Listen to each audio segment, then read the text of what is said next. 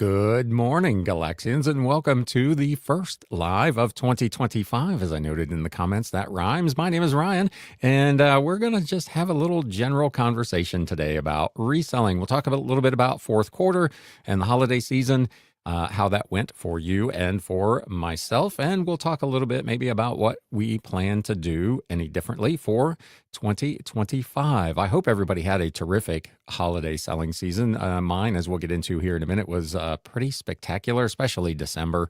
Overall, Q4 was up, but not nearly as much as December was for me. So anyway, let me know in the chat how yours was, and we'll discuss it. And of course, anything else you would like to discuss. A couple of quick good mornings, Mel. Hello. Welcome to the show. Lord Jake Ryan, good morning and Happy New Year. Absolutely. And Mary, good to see you. Hello. Thanks for coming out. So Q4, obviously, it has not historically been that fantastic for me. January has usually been my best month of the year. And this so far, I mean, we're only a handful of days in, but this has been no exception. I'm up 40% compared to this January. So some of that is attributable to, I talked about in the last main episode, I'm running some really aggressive clearance on some older items, and I've sold a ton of that stuff already here in the first, whatever it's been, 7 or 8 days of the month. So that's been really good. December was a really unusual one. So sales-wise, I was only up, which I say only, but I was up 17%, which is a pretty good number. I will take that. But because of the way some timing worked out on like some supply orders and that versus last year, my net profit for December was actually up 71% for the month. Yeah, that definitely gets a self-given round of applause. Just a fantastic December. Q4 overall for me, I was up about 5 and 8%. October was not particularly good, but November was a record November, and December, as I talked about in the last main episode, was my best month, best December and best month overall ever. So really, really strong finish to the year, and knock wood, so far a good start to 2025 for me. Again, let me know in the chat what your numbers looked like, and not necessarily even your numbers, but relative to what you had kind of set as goals for 2024. How was 2024 for you? Did it work out? Let's get back over here into the chat. Say some more good mornings. Media Picker Brandon, good to see you. Happy New Year. Big Dre, hello. It feels like it's been a month since we've been here. I know I only took 2 weeks off, but man, oh man, it just seems like it's been forever. Media Picker, another day from HE Double Hockey Sticks. Have second interview with another company tomorrow. Fingers crossed. Good luck, sir. I hope that works out for you. As I've talked about here, I went full-time as a reseller a little over 5 years ago. I don't miss any of that. Big Dre, no coffee today. My stove broke. Oh, that's awful. I've had 2, which is usually my limit, because if I have a third one, I am like bouncing off the walls. Mary McQueen says, that's awesome. Thank you. I appreciate it. Yeah, it was really, really good. And again, continues so far this year. Den Decor Depot, good morning. Nice to see you as always. Great November and December for Den Decor as well. That's terrific. Sales were great until December. I'm down 7,500 90-day total and haven't been listing or sourcing because I've been busy working overtime at my day job. And that makes sense. And those things we talk about all the time, whether it's here in the live or just generally within the reselling community. Anytime you have a lack of activity on these sites, it seems to penalize you. And if you're doing other things, whether it's a full-time job or whether you've made other lifestyle changes, and this has become less of a priority and you've become a little less active, your sales numbers are just unfortunately naturally going to drop. Hopefully the extra overtime has made up for the slight downturn in sales. Den Decor Depot 2024, we ended up breaking even only because July and October were really bad. And that's one of the reasons I see a lot of sellers that they have a bad day or two and they start freaking out. And I tend to try to look at things over longer time spans. What did I do for the year? What did I do for the quarter? Generally, I don't look at anything less than a month. I don't do a week to week comparison. How did I fare this week versus the same week last year? I'll look at it a month at a time, pretty much at a minimum, because that gives me a nice spread of time and circumstances. You don't know, was there a snowstorm? Was there a hurricane? Was there, what happened outside of your control that could have affected those numbers? So I tend to look at it at longer time scales as well. Media Picker says finished last year up 30% exactly from the previous year. Solid November and December also. That's awesome. Terrific. Those are very, very nice numbers to have increase. What are all of you planning on doing, if anything, differently for 2025 going forward? And not necessarily in regards to your reselling, but just in general. Is there something different that you're going to do? In terms of my reselling business, the only change that I've made recently was the addition of Whatnot to my mix. And that is one that, as I've talked about, since I started doing that, I was going to experiment with through the end of the year to see how it did. It has done enough that I'm going to continue it now into 2025. So that's a change for me that's already been ongoing. It's not something new that I'm going to do this year. I don't really have any significant changes planned for my business for this year, but I do, and I'm not a New Year's resolution kind of guy. I was telling somebody the other day, if I'm not going to do it in June, January 1st is not going to inspire me to do it. But I have decided, kind of in an unrelated way, that I'm going to make some changes to other parts of my life. I have decided to get back on the bike. For those of you who don't know, I was an avid road cyclist. I rode sometimes 3,000 or 4,000 miles a year. And a few years ago, I just got a little burned out on it, and I've decided that that's something that I want to do again. So I'm making some changes in my kind of workout schedule to incorporate more cycling, to get back into cycling shape, so that when there's not a foot of snow on the ground, I can get out and do it. If you were with me on Whatnot a couple of weeks ago, Recommerce Dave, who pops in here, I think he's actually here now, asked about the snowstorm we were supposed to get. And at the time, I said that they had reduced the amount of snow we were going to get in my area to like 3 to 4 inches.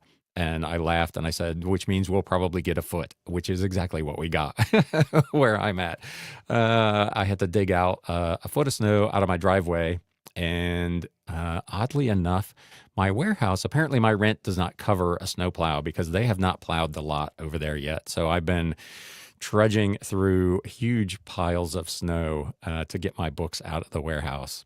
Let's get back over here into the chat. Speaking of Recommerce Dave, good morning. I hope it's been a good new year for everyone. Black Cat Flips, good morning. Nice to see you. Den Decor Depot, so what are some things you're doing differently this year? I've moved to flat rate shipping on eBay based on the new Ground Advantage rate tables. I've got West Coast sales returning already.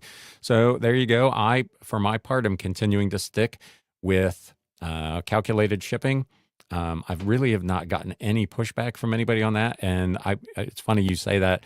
I was noticing the other day, I would bet on Monday, I did 28, I think, shipments, and probably 20 of them went to the West Coast, California and Washington. So I sell a ton of stuff to the West Coast, even with calculated shipping. So Lag, hi, hello. Thanks for stopping out. Media Picker, being selective on what I add to Mercari, adding Whatnot, and hoping to double my listings by the end of the year on eBay. That's some good goals. And yeah, not necessarily, I guess, what are things that you plan to change, but what are some of your goals for the year? If you're here in the chat, mine is kind of to continue a pace and continue to list my whatever 100 plus listings every week and just grow the business that way. Mercari has been an interesting one. The fee structure changed yesterday. For those of you who may have missed that announcement, sellers are now being charged the 10% fee. It has updated. When you do a listing, it will show you that. Oddly, my account at Mercari is light, $8.50, which is the exact price of a sale that took place on December 30th at 10%. It was an $85. I talked about it in the What Sold recap on Monday. Bundle of books for $85 it's the only outstanding sale that I've yet to be paid for. I had $85 in my pending payments, and when the change took place, it was $850 less. I'm not sure if that's a glitch or an error or if I'm just hosed. So you might want to take a look at your accounting on Mercari and make sure that you have not been charged 10% on a sale that did not take place on or after the 6th of January at 2 p.m. Pacific Standard Time, because I was. Black Cat Flip says December was good, but still wasn't my best month of 2024. What was? And what kind of stuff do you sell? Like I've talked about with mostly books, I generally don't get a big Christmas bump, especially because it's, vintage and antique books. It can be a little harder. If you sell summer seasonal items, obviously your summers are going to be stronger. So I'd be curious what your product mix is and what your best month was. Operating on eBay, hello. Since my first priority is decluttering, I need to change my mindset and list items for less profit. Hard to do. I am actually, that's why we're here in the main YouTube studio and not over in the Batcave today.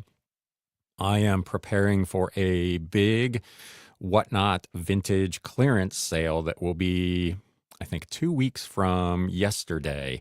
I'm going to have, I've already listed 40 books and I've got several more stacks kind of piled all over the floor there. I'm going to take one last shot at a bunch of vintage books from various categories, all at $1 starts, see what I can unload, and then donate the rest to my local church affiliated thrift store. Lag, 12 inches of snow. I'd just stay in the house. Yeah, that was tempting. My dog, surprisingly, does not like the snow at all. I wasn't sure. I just got her back in late summer and I wasn't sure how she would do with like lots of snow and a foot of snow. She has no interest in that whatsoever. And I don't either, to be honest. I'm like, why do I live here? Big Dre says, I plan on cross-listing to Amazon and Etsy this year, hoping they will increase my average monthly sales. You would assume that would almost have to, because again, you're exposing your items to more customers, which should in turn lead to more sales. Etsy has continued to be super, super strong for me here over the last 2 or 3 months. Again, not anywhere near my eBay numbers, but a definite nice increase in my business. In particular, given that Mercari has been a little on the rough side. Recommerce Dave says, how's the 70% off sale going? Will the unsold stock migrate to Whatnot? Eventually, right now, I'm still working through a really significant amount of inventory, and that's where the Whatnot stuff is coming from. But at some point, once I've cycled through all of that, assuming I don't end up with a bunch more, I will start going back through some of that older dead inventory over on eBay. Though at this point, that 75% off is actually doing really, really well. I would say probably half of the stuff that I've sold for the first 7 days of the month that is in the sale has come from that 70% off. I'm running 5 different tiers of sales based on the age of the goods, and that older stuff has really, really been good. In almost every case, it is still eked out a little bit of profit, not a ton, but I'm making a little bit of money. And as I talked about previously, generating some cash flow, turning some old stale inventory into dollars that I can then go spend on more newer and hopefully better inventory. Jeff Zenik, greetings. Hello, welcome. Good to see you. Den Decor, list as much as possible everywhere possible. Churn and volume are the 2025 goals. Yep. And again, for me, my business is essentially a volume model. I've talked about previously, media is kind of a numbers game. Listing. Adding Whatnot into the mix has allowed me to do even more listing and generate even more sales. The last couple of weeks, I have sold 30 plus units on Whatnot each week out of 40 that I've taken over there. So that's a pretty good turn rate. Again, the money's not great. Some of this stuff is selling for a couple of bucks, but it's inventory that I would not have listed previously on eBay because the value was too low. So net, it's worked out. It's allowed me to generate some revenue out of some stale or low value inventory and not have to donate it. So it's been a win-win. Black Cat Flips says, I'm a mix of everything, but pretty heavy on books and toys. I would have thought toys would have been probably good for Q4. Books, again, not so much. January generally is better for me. People get those gift cards, and it's so hard to gift a book from the early 1900s. You don't know necessarily what people have or what they might want. So gift card purchases tend to be really strong for me anyway. In January, Lord Jake Ryan says, I sold something on Mercari first thing on the 6th. I did not pay any fees, and the buyer paid the processing fee of 2.9 and 50 as well as tax. Probably because it was in that transition, I noticed they had also limited the amount of offers that you could send on Mercari while they were making the fee transition. So a lot of moving parts over there. Good for the buyer to not have to pay the fee as well. I didn't start seeing it pop up on my listings until after 2 o'clock Eastern, or I'm sorry, Pacific, 2 o'clock Pacific. So really late in the day, yesterday or Monday, I guess it was, that I started seeing that register. So, and again, they say on older listings, it may take a little while for those to pop. I haven't sold anything on Mercari yet this week, so I haven't seen. If you have, let me know. Did it work out correctly? Black Cat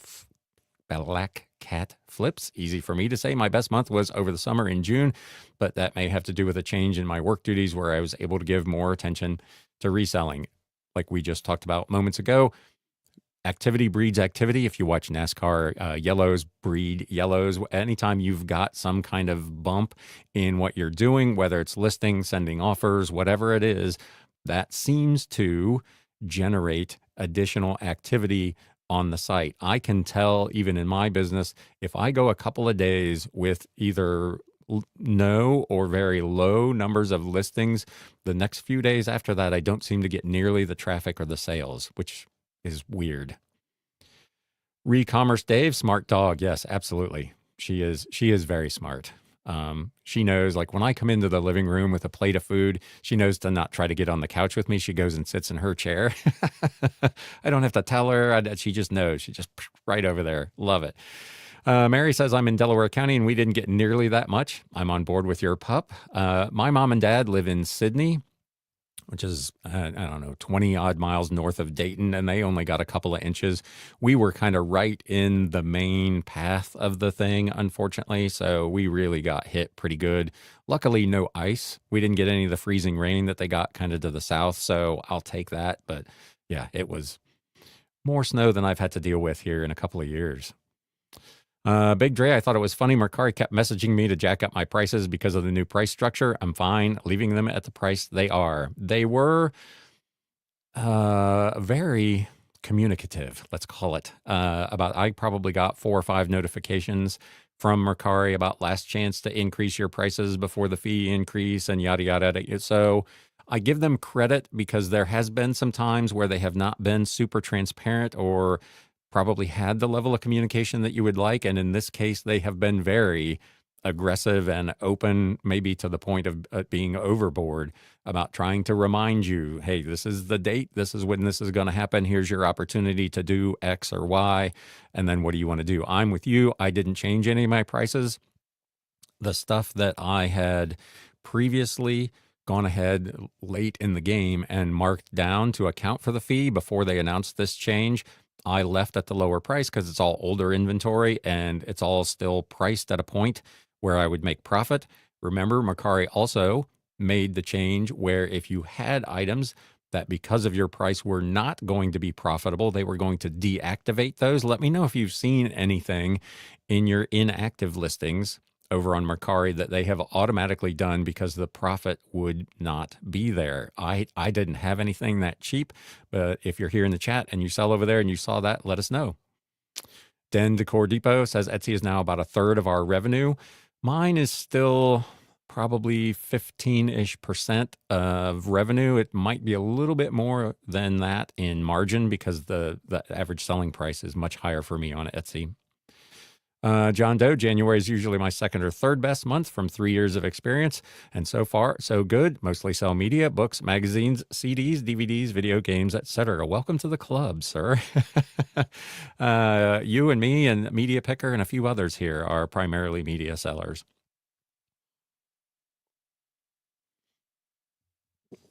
I love media. It's easy to ship, it's easy to pack, it's easy to store, it's easy to source. There's always a ton of it available, usually at ridiculously low prices. It's a win-win.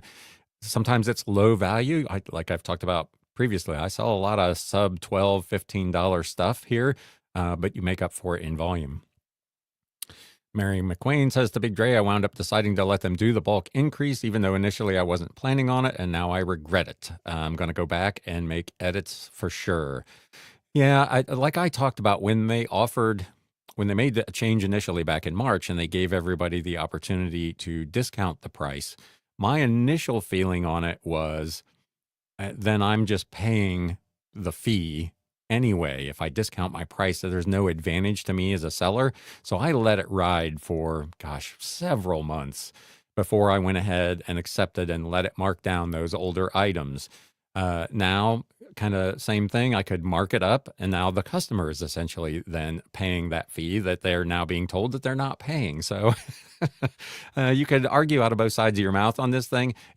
Anytime you make that kind of change and then undo it, it's going to be a mess. Just witness the backlash over at Poshmark a few months ago when they changed it and then changed it back, and buyers were squawking, "Hey, I bought this thing and paid this fee. I want a refund or a credit."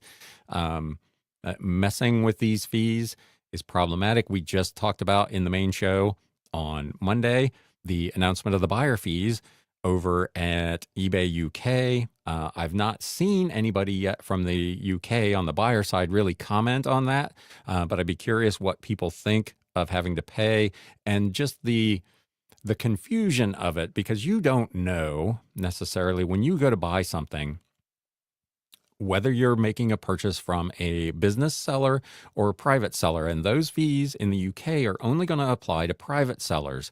So you go to shop whatever item and you see this price, and then you look at the details and you see that you're paying this fee. Do you, as people did on Mercari, do you get sticker shock and just leave? Or do you continue to look for items hoping to find one without the fee? How do people even understand that some sellers are going to be selling stuff that does not include a buyer fee and others are not? It's just, as I talked about, I think a couple of weeks ago, these platforms have all made these things and all made these changes, in my opinion, you can let me know in the chat what you think, needlessly difficult for both buyers and sellers, in the hopes of picking up maybe a couple of pennies a transaction for themselves, but at the expense possibly of alienating both buyers and sellers. I'm not sure. I've always been a big believer in keeping things as simple as possible. And I'm not seeing that really from any of these platforms. Even the Mercari change to the split fee model adds a layer of confusion, especially when in the span of like an 8-month period, you've moved fees completely from one side to another. Now you're making another change and there's still kind of fees there for both parties. And it's a mess. Operating on eBay says, I'm thinking of trying out Etsy. Do you have a recommendation of a good how-to for Etsy? Etsy really, in terms of operating there, isn't significantly different from other sites. They all have their own kind of workflow because they charge I think it's 20 cents per listing every 4 months as the listing renews if you have it set up for automatic renewal. I have tended to only list slightly higher priced items. My cutoff is $12.99 plus shipping or higher is what I put over on Etsy. And again, it has to qualify. It's got to be actual vintage, whatever their number is, 2005 or 2004 is the cutoff. So you can't just list everything over there. But beyond that, the listing flow is very similar. You put up your pictures, they limit you to 10, so they're not nearly as aggressive on photos as some of the other sites. You put in a title, put in a description, select what type of item it is, set up your shipping profiles, and that's pretty much it. It is a fairly straightforward platform. As I talk about regularly, they force you kind of into their offsite ad program, which I don't like. I guess you can opt out of that, but that is expensive. Other than that, their fees are fairly reasonable. On average over there, I think I'm paying maybe 12% all in, even with the ones that get the extra 15. So it's cheaper to sell there than it is on eBay. And the average selling price for me, because of the way I'm listing, is higher. So there are tons of great sellers who specialize in Etsy that have YouTube channels. A lot of them are makers, artisans. So their approach is a little bit different. But I would seek out some of those folks if you're looking for a specific, like, how to, in terms of like what the process is to list. But I think once you get in there and start playing around with it, you'll find that it's pretty simple. It's not nearly as involved as eBay. It's a little more involved probably than Mercari, but on balance, it's not bad. Fern Flips, good morning. Late as usual. No worries. We're not on a schedule here, other than I have to be here on time. Speaking of which, I see that a lot as I'm scrolling through Whatnot. I see shows that are scheduled for whatever, 6 o'clock in the evening, and it's 20 after 6, and the show hasn't started yet. I've always been a stickler. If you're on time, you're late kind of thing.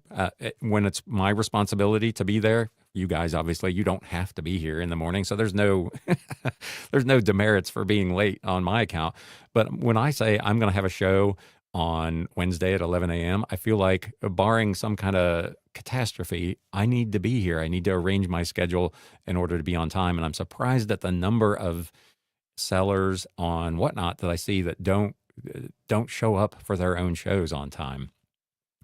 Quick housekeeping, if you didn't notice, the United States Postal Service is not going to be operating tomorrow.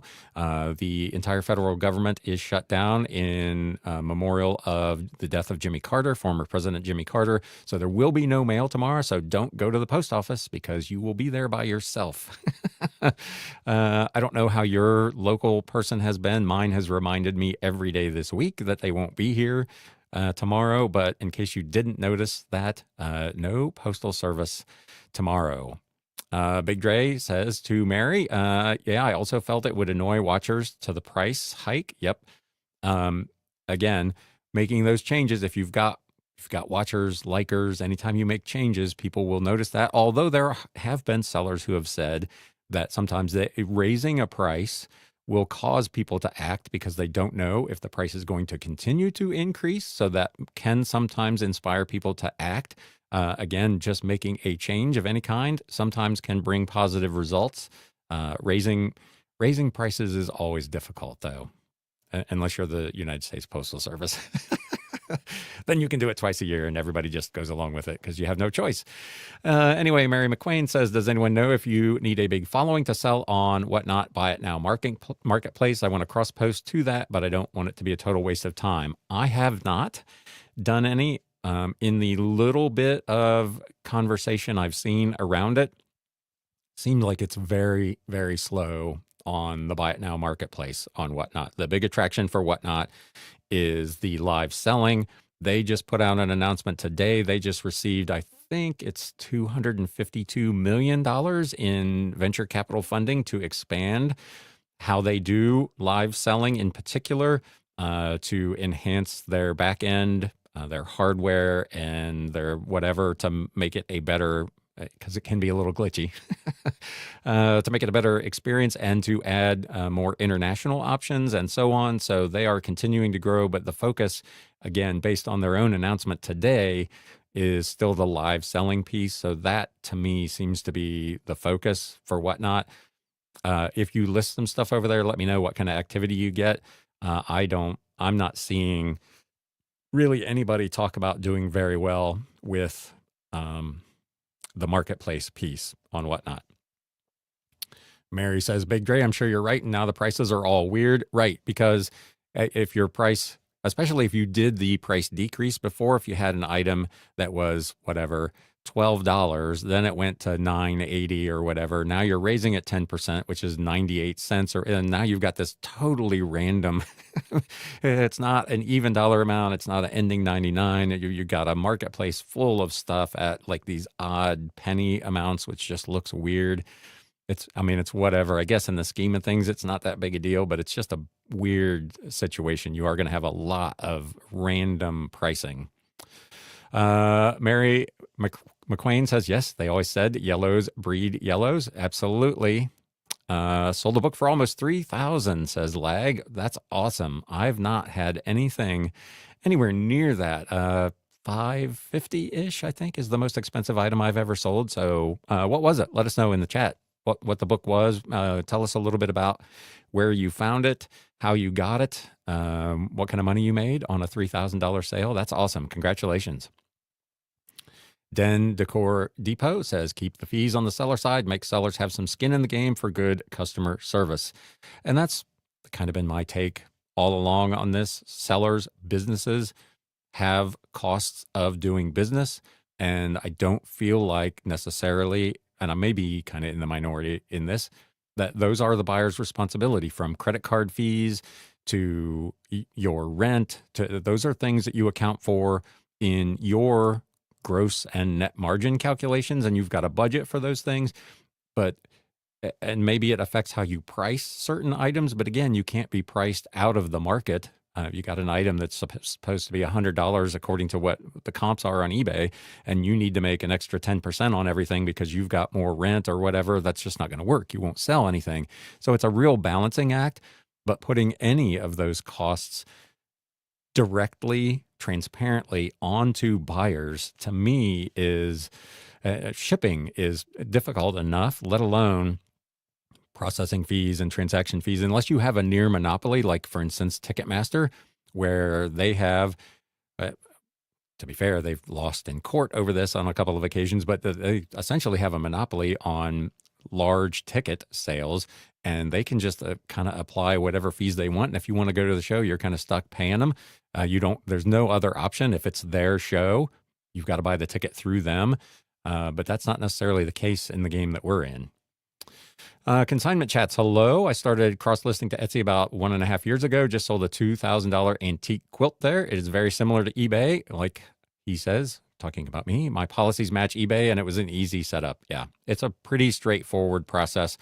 They did, gosh, what was it? Maybe in the spring, I did a whole episode on, they have made some changes to their onboarding. So if you've not been an Etsy seller previously, if you've not registered for a seller account there, they did at one point in the spring, you have to, I think, upload some additional identification. You also, I think, have to pay a shop setup fee. I don't recall what that is. Mine was set up prior to all that going in place. So there are some differences, some hurdles to go through to get the store set up if you're not currently on Etsy. So just be aware of that. But once you're through that, things are pretty straightforward, especially, again, the listing process. Consignment chat says, I've also opted out of Etsy automatic ads for the last few months, and it's still my number 2 platform. There you go. Mel Flips it, says, is the shipping on Etsy easier than eBay, or how is it different? It is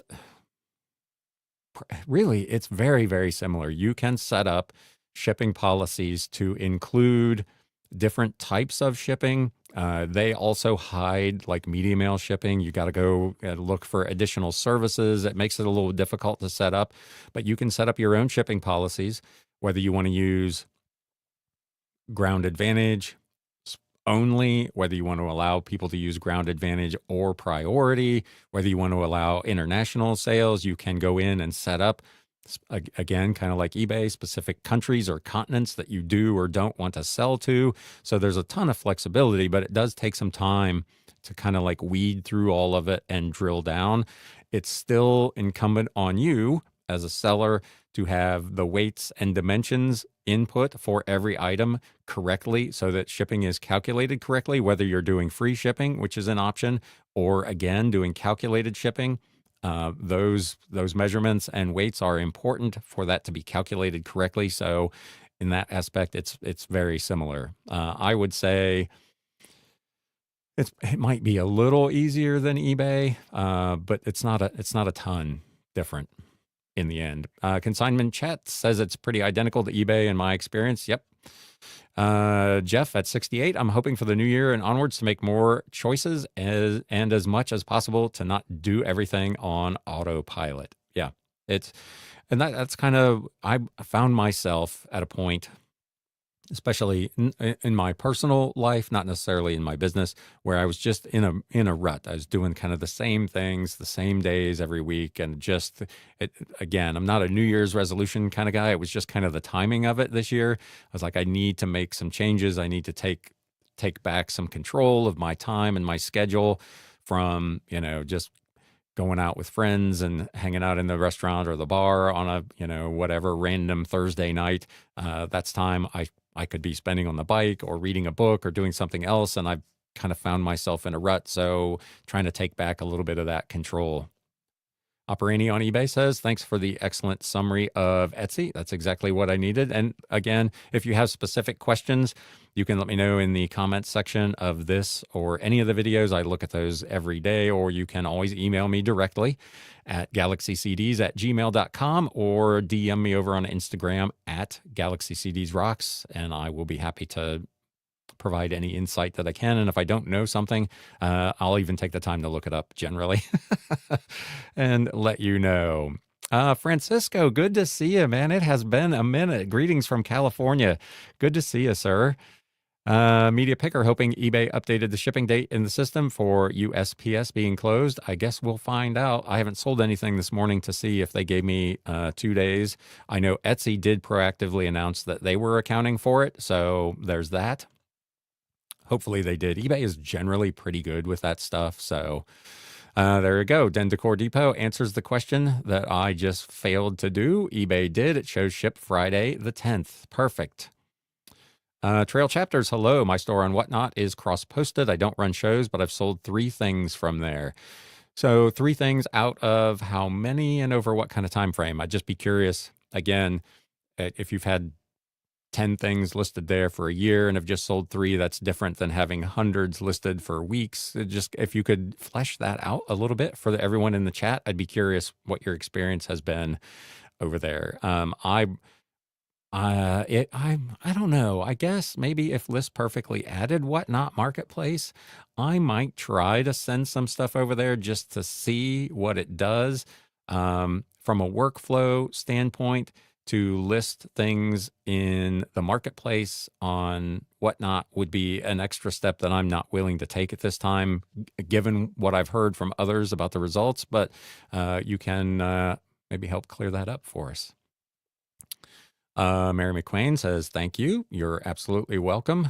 Yes, that is amazing. Hopefully we find out a little more here further on. Great job on that book sale. The $2,000 quilt was my largest sale. That wasn't a vehicle. Yes, there you go. First edition, first printing, collectible book. How old? I'm just curious because it's really interesting. Like I just listed a book earlier today. Now, to be fair, it's in pretty rough condition, but it's from 1865, but it had sold comps of like $24. And I've talked about that previously on the show. I see, especially at estate sales, sometimes I've got a couple sellers that I just don't go to their sales anymore because they see something that is old and they just assume that's because it's old, it has this ridiculous value and they just overprice everything. Just because an item is old does not mean that it's desirable, collectible, rare, interesting, any of that kind of stuff. It's a very specific thing. Again, this book from 1865, in better shape than the one I had, sold comps are only in the $24, $25 range. So age is not necessarily everything when it comes to books. Mary McQuain says, would love to hear more details too. Thanks for the input. Trail Chapters at the time, maybe 10 things listed. I wanted to start slow and check it out. Speaking of Whatnot, sold 2 shirts and a book within a month. Nothing fancy either, just bread and butter stuff. Interesting. I may have to try. I see so many different like levels, and I guess that's true probably on all the sites, but it seems more obvious for some reason on Whatnot. There are sellers who are essentially selling little or nothing, or are selling stuff at super, super low value, like me, where, my biggest sale on Whatnot has been $20. And then I see other sellers who are selling books in particular in live shows for $60, $80, $100 or more, and selling more expensive things, again, shoes, collectibles, whatever it might be. So seems like a really wide disparity in what sellers are accomplishing over there. Now, some of it, like in my case, I'm not taking a $100 book over to Whatnot because I'm not willing to risk at this point yet selling it for $2 or $3 because there's nobody in my show. But it's really interesting to see the different types of sellers and the different types of results that they're having based on what they're trying to do with Whatnot. In my case, I'm trying to use it to move older, lower value inventory to just get it flushed out of my system rather than trying to maximize profit. So my results, of course, are very different from somebody who is specifically taking more expensive items over there. But it's a really interesting, the whole platform has just been fascinating to kind of watch how different sellers approach it and what their results are. Even if you don't want to sell over there, it's worth going over just to check out and sit in on a live show. I know there have been several people who are followers of this podcast that have shown up at the shows just to kind of see what it's all about. It's definitely worth taking some time to go look. May actually think about it, says Mary, talking about listing over on mercari. 1970s. Wow, that's great. If you don't mind sharing a trade secret, what was the book from the 1970s that was worth that kind of money? Mel Flips It says, I've been checking my Whatnot friends if they have listings because I never seem to stop and go to a live, but I don't know if anyone else does that. I can only speak for myself. I've never looked at the marketplace. When I go on the app, I search for books and I look at the shows and I'll scroll down through and watch bits and pieces of different shows just to see the different styles of content that people are producing over on Whatnot. But I've not looked at the actual marketplace to see what's there and how pricing compares. Obviously, in the live auction format, it feels like a lot of sellers are getting a little bit less money than they would if they sold it as a fixed price item on eBay or Etsy or Amazon, but they're also flipping it a lot more quickly. So there's a trade-off to be made there. Trail chapters, it's easy to cross post. I think it's worth a little time to do. I plan to cross the rest of my items there. How many items do you have total? I've got 11,000 plus. It would not be a little time for me to do that. I probably wouldn't take all of them over there, obviously. But without a software tool to do it, that is a daunting prospect. John Doe says best book sale was just under $500 for a book from the 1700s. Found it in a thrift store for $2. Yes, that is one of the amazing things about reselling. Whatever the category is, you can find stuff, be it DVD sets, old vintage electronics, clothing, a quilt, whatever it is, you can find stuff in thrift stores, estate sales, garage sales that can be worth hundreds, thousands of dollars, and pick it up for a couple of bucks. It is really, it's one of the reasons I do this. I was out with some friends the other night, and I talked about in the last What Sold episode, those 5 booklets that I sold for $225, and I showed my friend. I said, this is why I do what I do. I'm into these things for like less than $3 and just made $220 on them. So it is, there's nothing like it. That is still a rush.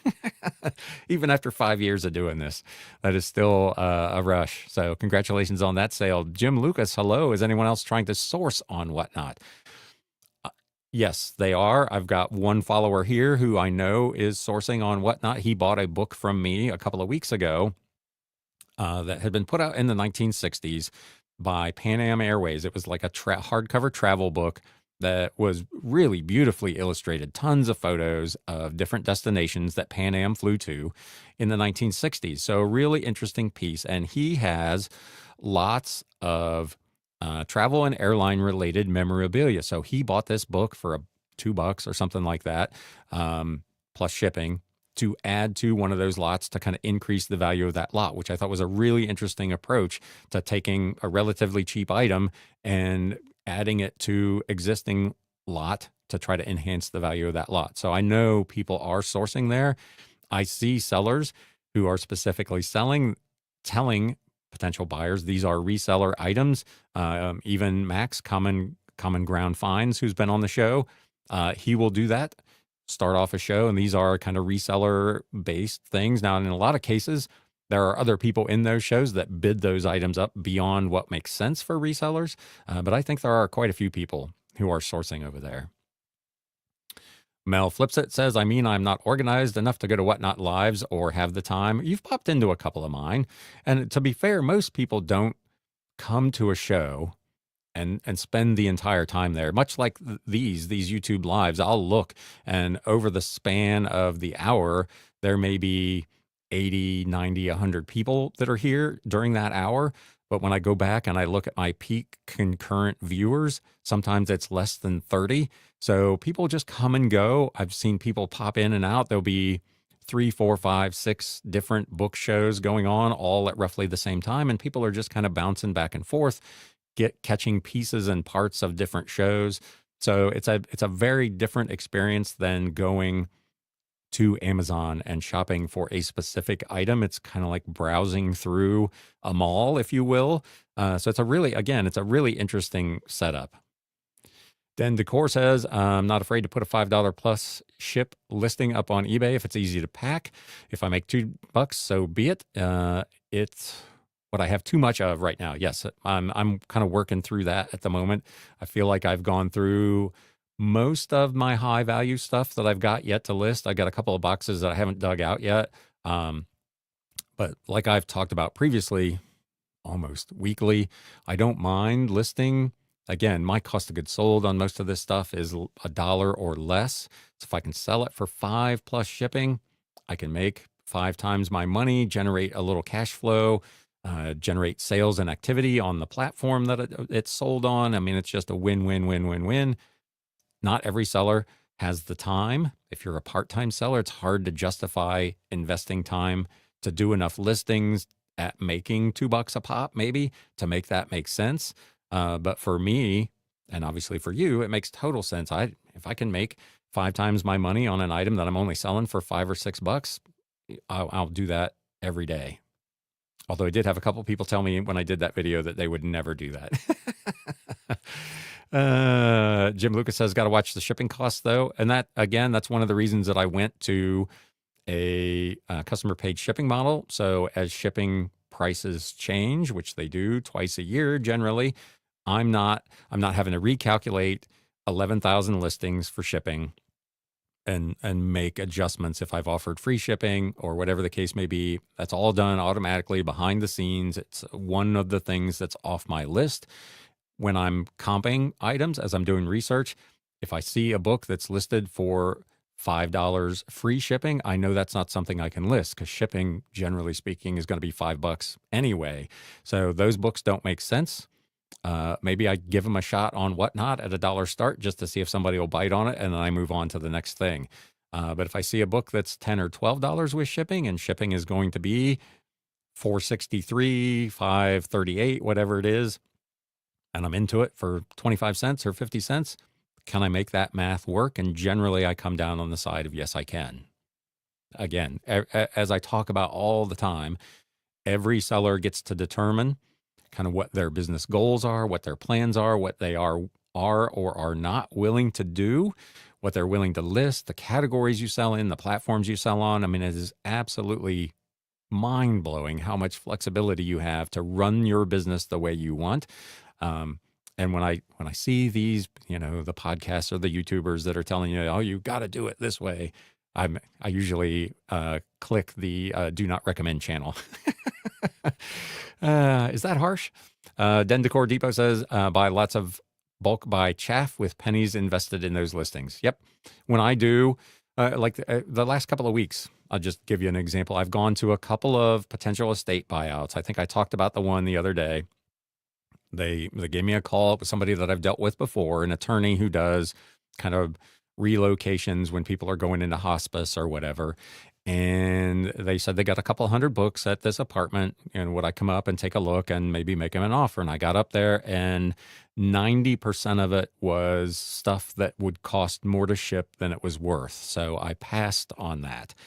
The 1,800 book lot that I did, whatever that was now, 2 or 3 months ago, when I went into that sale, it was apparent right away from looking, without really even doing any specific research, that well more than half of the stuff in that building was going to be worth more money than it would cost to ship, which meant that deal made sense. She called me again last week.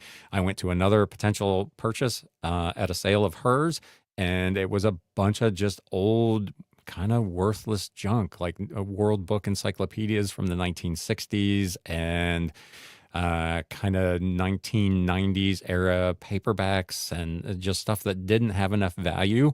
And there were probably 350 books in this apartment. There were probably 10 or 12 that I would have actually wanted, and that just doesn't make sense. And she wanted to sell it all at once. She didn't want me to just cherry pick my way through it, which I'm totally fine with. And I just told her, I said, I can't make you an offer on this. There's just not enough there for me. So John Doe says, I used to source from Whatnot. It was awesome in the beginning, not so much anymore, as there are more bidders and a huge cult mentality. There are people, I think I talked about when I first started doing Whatnot, I was looking into the stats and all that they were doing. And it said that the average buyer on Whatnot buys whatever it was, 11 items a month or something. And I thought to myself, man, that is an incredibly high number based on what I see on other platforms. And then I started selling on Whatnot, and I think I talked about a couple of weeks ago, at one sale out of 20 books, I had one buyer that bought 11 of the 20. So people get, caught up in, and again, I talk about it on the show. You buy a book, let's say, for $2 plus whatever the shipping is, and then you see a bunch more books that you're kind of like, maybe I want it, maybe I don't. But it's $1 or $2, and the incremental shipping, when they do combined shipping, is whatever, 75 or 80 cents, $1 maybe. You're getting that next book and the next one and the next one and the next one, like super, super cheap. So why wouldn't you do it, assuming that the thing doesn't get bid up to like ridiculous prices? And that turns out to be what happens in a lot of these low value shows. You'll get one or two buyers that will essentially buy most of what you've got there. In terms of sourcing, yes, like I talked about with Max, for instance. I don't know if Max is here today. He does pop in here from time to time. He'll do a show where he kind of teases it as a reseller show, but there are enough non-resellers now who show up for those shows that see an item that they know the value of, that's something that they want, and they will bid it up beyond the price where a reseller could make it make sense. So it is definitely, and that's been nothing good but good for Whatnot, of course, because they're generating way more in fees on those deals. Mel Flips It says, my favorite book sale last year was when I was new. I grabbed a book for 10 cents because it had a crow and I like birds. Sold it in 5 minutes for $50. The Crow and the Castle by Keith Robertson, 1966, with a dust jacket. See, there you go. I've done that. I'll pick something up that I think I would be interested in because I like it myself. I won't even comp it, and then my curiosity gets the best of me, and I comp it and see that it's worth a ton of money, and then I end up selling it. So I did that. I've talked about like railroad memorabilia. I'm a train guy. I like trains. I'm fascinated by the whole industry, and I found an old vintage like B&O coffee mug from like the 1960s, and it was like a quarter. And I'm like, oh yeah, I'll take that. I'll just add it to my mug collection. And then I comped it, and it was worth like $30. So I listed it on eBay and sold it within a week. So there you go. We are coming up on an hour, which is usually where I like to cut these things off. So if you have anything else you would like to comment on today, please do so now, and we'll get that handled. Again, I hope everybody had a terrific holiday season and is geared up for whatever 2025 has to offer for us.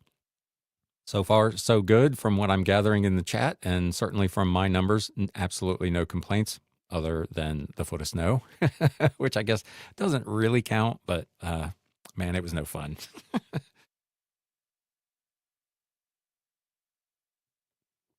Remember, no post office tomorrow. If you are interested in following me over on Whatnot, I do have a show tonight at 7 o'clock Eastern, which will be art books, vintage art books, and art gallery exhibition books, a real interesting mix.